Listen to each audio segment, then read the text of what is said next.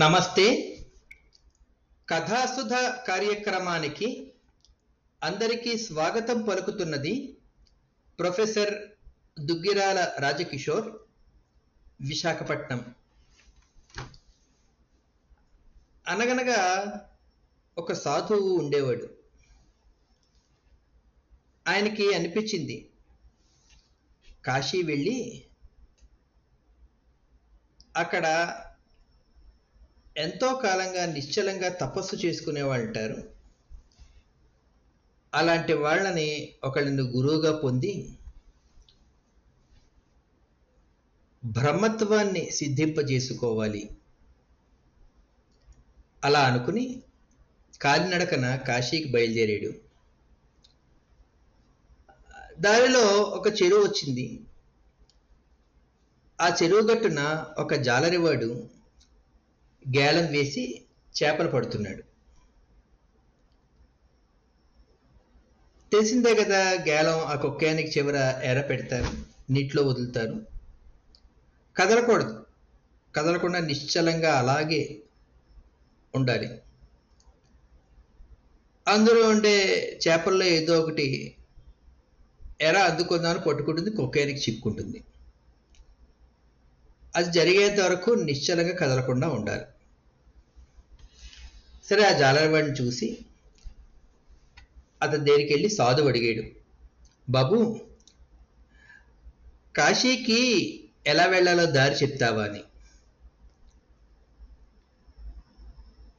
అసలు ఇదేమీ పట్టనట్టే ఆ జాలరి అలా గేలం వేసాడు కదా, కదలకుండా ఉన్నాడు. చెయ్యి కూడా కొంచెం కూడా కదపకుండా ఉన్నాడు. ఈ సాధువు ఏమో 2-3 సార్లు అడిగాడు,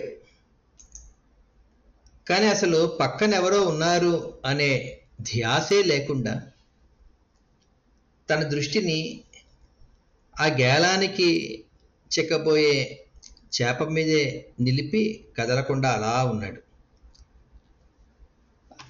కాసేపటికి ఓ చేప చిక్కింది గేలానికి.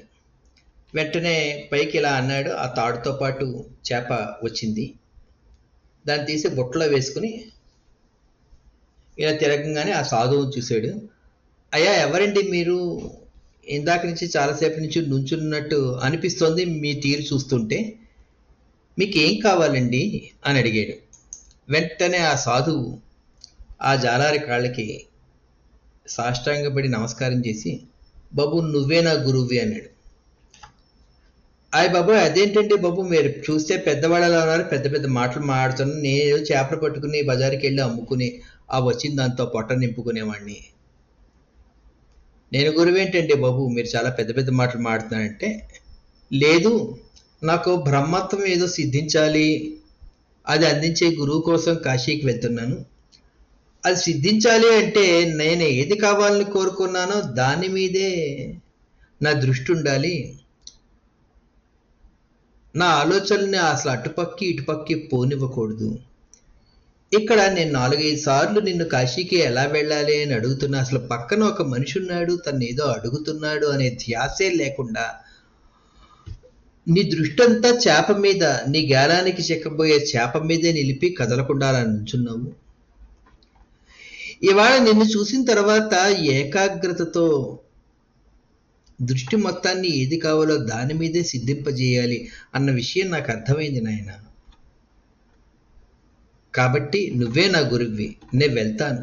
ఇవాళ నేను ఏం చూసానో అదే ఒక పాఠంగా స్వీకరించి నేను నా దృష్టిని అంతా నేను కోరుకుంటున్న బ్రహ్మత్వం మీద నిలిపి సాధన చేస్తాను ఇవాళ నుంచి అని సెలవు తీసుకుని తన దోమ తాను వెనక్కి వెళ్ళిపోయాడు సాధు.